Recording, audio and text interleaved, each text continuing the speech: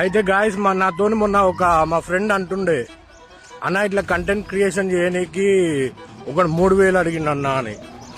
One పనే అది. వాడు 3,000 అడుగుతాడు, 6,000 అడుగుతాడు, 10,000 అడుగుతాడు.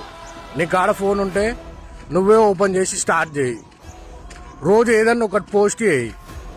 ఏదో ఒకటి, రన్నింగ్ అని కాదు, జిమ్ అని కాదు, నీకు ఏ బిజినెస్ ఉంటే అది ఉట్టేనే పోస్ట్ చేయి.